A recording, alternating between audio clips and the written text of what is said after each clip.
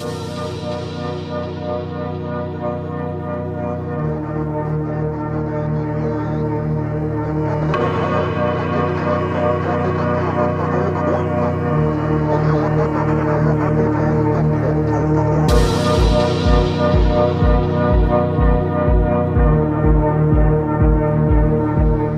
fait, je me rappelle surtout des Jeux Olympiques. Il ne faut pas oublier que le judo était là-bas pour la première fois.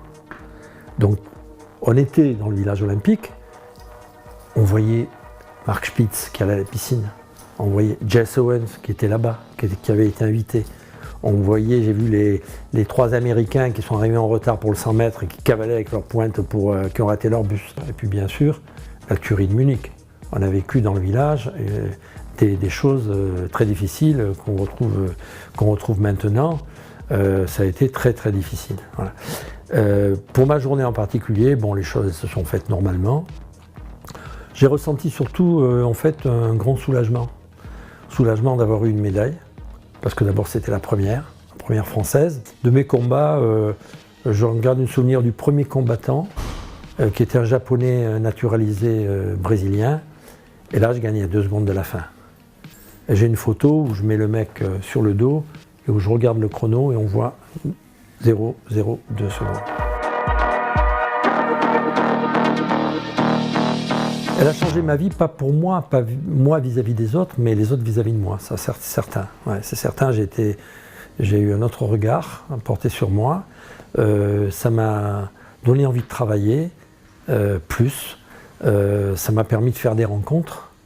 En particulier celle d'un judoka extraordinaire qui s'appelle Isao Kano, qui m'a fait gagner 20% d'efficacité en 1 heure.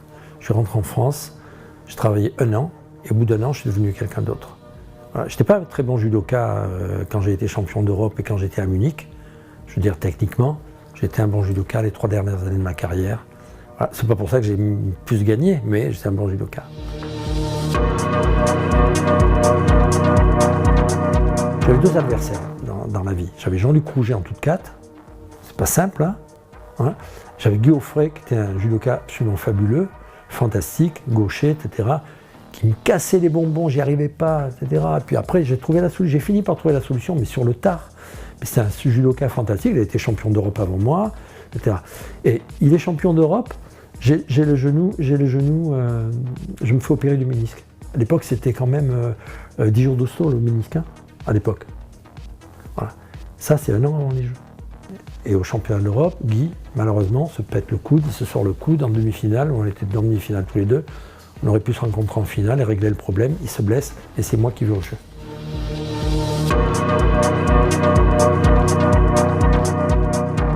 Ben déjà, la puissance, je ne sais pas comment elle me vient. Parce que, d'aussi loin que je me souvienne, j'ai toujours été fort des reins, quoi, hein. Après, j'ai fait un travail de musculation, qui était un travail de musculation pour adapter au judo, etc. Mais enfin, j'ai poussé quand même assez lourd. Et physiquement, j'étais assez costaud, j'avais un cœur très lent. Je battais à 36-37 pulsations minutes au repos. Et j'ai fait 11,3, 11,4 sur 100 mètres. Donc j'allais vite, j'étais puissant, j'avais un cœur, j'avais un gros physique. J'ai jamais senti quelqu'un me dominer au point que je pouvais rien faire, quoi. Il m'arrivait de perdre, mais je sais que les combats que j'ai perdus, j'aurais pu les gagner à ce moment-là.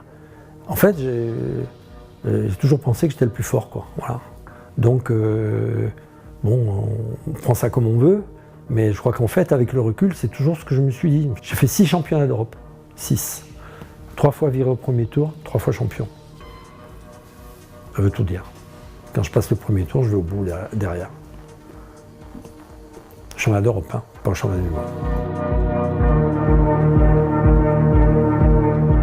Et les Japonais, moi, on m'avait toujours dit, le Japon, tu sais, il faut faire judo, si tu veux faire tomber, il faut avoir un œuf dans chaque main, il ne faut pas casser l'œuf, quoi. Et là, tu es sûr que ta technique, elle est bonne.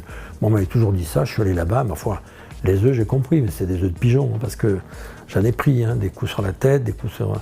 Les Japonais, ils ne faisaient pas de cadeaux à cette époque-là. L'équipe qui est maintenant en place, je parle de Jean-Luc, je parle de tous ces gens-là, ben c'est à ce moment-là qu'on a vécu une histoire d'homme. Parce que À l'époque, on allait là-bas, il fallait vraiment se serrer les coudes. Bon, il y en a qui allaient seuls, nous on y allait en équipe, je suis allé qu'en équipe, moi, jamais individuellement, mais c'était difficile. Moi, le premier japonais avec qui je fais randonnée là-bas à Tenri, le premier jour, il y avait des poteaux à Tenri, dans l'ancienne salle. J'approche d'un poteau, il me met dans le poteau. Je me dis, bon, il n'a pas fait exprès. J'approche du deuxième poteau, il me remet dans le poteau. Bon, quand j'ai approché le troisième, je l'ai pris, je l'ai mis lui dans le poteau, quoi. Donc pour lui faire comprendre. Et en fait, il cherchait à ce moment-là, en tout cas, je ne sais plus maintenant, il cherchait à vous faire réagir. Il cherchait une réaction de votre part. Et vous étiez considéré s'il y avait une réaction de votre part.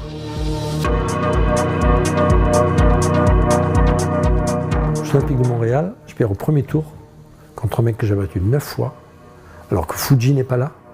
Il y a Sonoda qui était largement à ma portée, surtout à ce moment-là où j'étais vraiment devenu une machine. Je rencontre Marenke qui m'avait bien étudié. À l'époque, c'était qu'une petite bordure, tu sais, il n'y avait pas les 1 mètre. C'était une petite bordure, et si tu faisais tomber à l'extérieur, aux Jeux Olympiques de Montréal, ça comptait pas. Je tombe une fois sur le genou, au centre, ok, je mets 2 pieds en dehors, et je perds. Et ça a été un cauchemar, parce que je voyais défiler le temps, je me dis, putain, c'est pas possible, prends ton temps, vas-y, tranquille. Et je perds au premier tour à Montréal. Et là-dessus, je décide de mettre 800 bornes entre Paris et Marseille. M. Gourtine m'a fait nommer, parce que j'étais prof de sport, enfin prof de gym, prof de sport, à Marseille, chargé de faire un tas de choses, Pierre Guichard, et m'ont fait nommer, et voilà. J'ai décidé d'arrêter à ce moment-là, sur une défaite.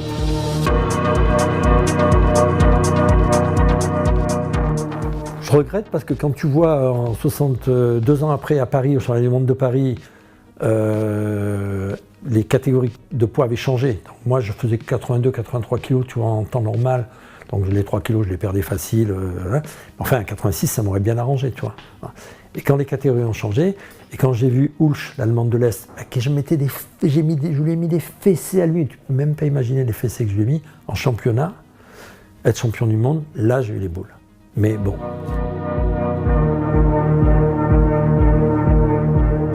Mais moi, à partir du moment où je suis passé de l'autre côté de la barrière, pour moi, il n'y a rien qui a changé. L'important, c'était de gagner aussi. Il n'y a rien qui a changé. Absolument rien. Malheureusement, c'est mon caractère. Je m'investissais autant que quand je combattais. Je me suis investi autant, peut-être souvent trop. Je me rappelle une fois, il y a Fabien Canu et Marc Alexandre qui sont venus nous voir avec Serge Fest au Japon. Ils sont venus nous dire, les mecs, là, c'est beaucoup là ce que vous nous faites, c'est beaucoup. Alors on en faisait faire un peu trop peut-être. À partir d'un certain moment, l'entraîné, l'athlète, il doit se prendre en charge. Il doit se prendre en charge.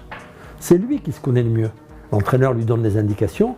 L'entraîneur, pour moi, c'est pas un professeur, c'est le professeur qui montre la voie. Après, l'entraîneur, il prend en charge. Mais l'entraîneur, c'est autre chose. L'entraîneur, c'est un meneur d'hommes avant tout. C'est quelqu'un qui, lorsqu'on est derrière un garçon sur le championnat d'Europe ou au championnat du monde, le fait monter dans les meilleures conditions possibles. C'est-à-dire, il lui dit, le mec en face, tu vas le casser en deux, t'inquiète pas. Et il y va, il le casse en deux. Voilà. Pour moi, c'est ça l'entraîneur, pas autre chose. C'est vraiment un meneur d'hommes. Moi, j'ai beaucoup de tendresse pour l'équipe des jeunes actuels. Les jeunes qui sont maintenant sont beaucoup mieux que ce que nous, à l'époque, on était. Ils sont beaucoup mieux physiquement. C'est leur génération qui est mieux que la nôtre. Elle est plus forte, ils sont plus grands, ils sont préparés plus jeunes, etc. Voilà. Mais moi, je continue à dire, quand on dit « ouais, putain, avant c'était bien », non, c'était pas mieux avant, les mecs, ils sont mieux maintenant. Par contre, je pense qu'il faut se remettre le bout du sang dans la bouche, quoi. Il faut se faire mal, il faut être capable de se faire mal. Si tu n'es pas foutu de te faire mal tous les jours à l'entraînement, tu ne peux pas gagner, c'est pas possible. Ou tu peux gagner, mais tu ne peux pas être un vrai champion. Alors il faut le faire intelligemment, avec les moyens actuels, enfin, il faut gagner. Il faut juste gagner. Et pour ça, il faut mettre tous les moyens de son côté. Voilà. Il faut juste gagner. Si on gagne, quand on gagne, on est bon, on est intelligent, on a plein de qualités. Voilà. Il faut juste gagner.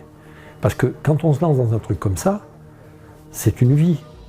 C'est sa vie qu'on met en jeu. À partir du moment où on met sa vie en jeu, il ne faut pas jouer. Il ne faut pas jouer pour soi, il ne faut pas jouer pour ses proches, pour son entourage, il ne faut pas jouer. Il ne faut pas tricher. c'est très dur ce qu'on fait. C'est horriblement dur ce qu'on fait. Avec Thierry, Fabien, Marc, Roger, tous ces gens-là, j'ai vécu une aventure extraordinaire. Le jour où je m'éteindrai, je penserai à ces choses-là parce que j'ai aucun regret. Sur le plan du judo, je n'ai aucun regret. Même celui de m'être arrêté. Parce que je m'étais fixé une échéance. On ne peut pas être entraîneur national pendant 50 ans. Donc j'ai été 12 ans quand même. 4 ans junior, 8 ans de senior. Et je m'étais toujours dit, le jour où le dernier qui compte pour toi s'arrête, tu t'arrêtes. Parce que la génération qui suit, elle ne te connaît pas.